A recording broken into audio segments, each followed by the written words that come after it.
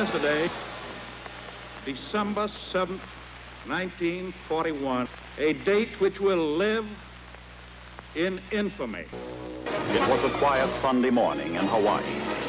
A newly risen sun shone on beautiful Oahu.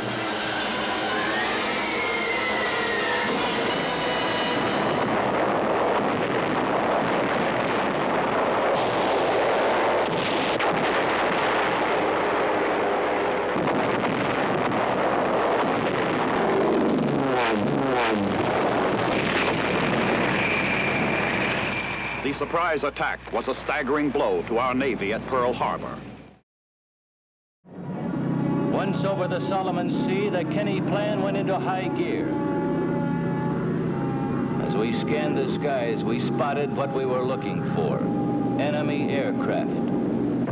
Our Lightning swept in ahead of the bombers to clear the area. When 2 Zeros challenged Captain Ralph Bills and his wingman, he opened up.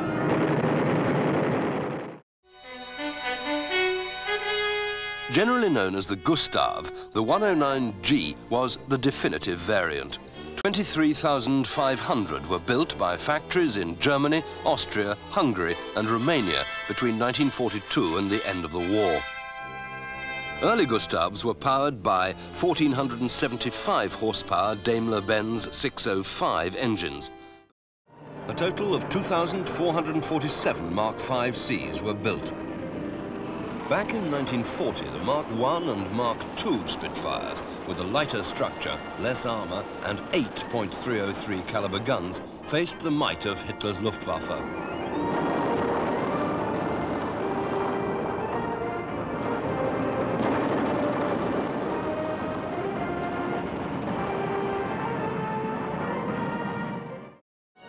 You could hear the machine guns rattling overhead, the zooming of aircraft, diving to get away from the enemy on its tail. But this was going on all the time. The bombs were dropping, and the whole quarter, from the North Foreland down to Southampton, was alive with aircraft fighting. The bent-wing Chance Vought F4U Corsair was widely considered the greatest of all the wartime piston-engine fighters. Power was provided by a 2,000 horsepower Pratt & Whitney double Wasp engine. Despite its size and weight, the F4U was a brilliant performer and highly effective against the A6M Zeros or any other Japanese aircraft. The Allies could not have fought the air war at sea without Grumman. This Fleet Air Arm fighter was to have been named Gannet, but thankfully their lordships decided to stick with the American name Hellcat. Designated F6F, this superb fighter was powered by the same 2,000 horsepower double Wasp radial engine as the rival F4U.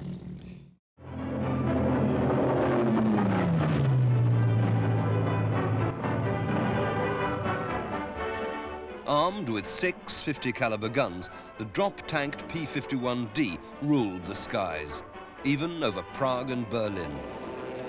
Field Marshal Goering, head of the Luftwaffe, said, "When I saw those Mustangs over Berlin, I knew the war was lost."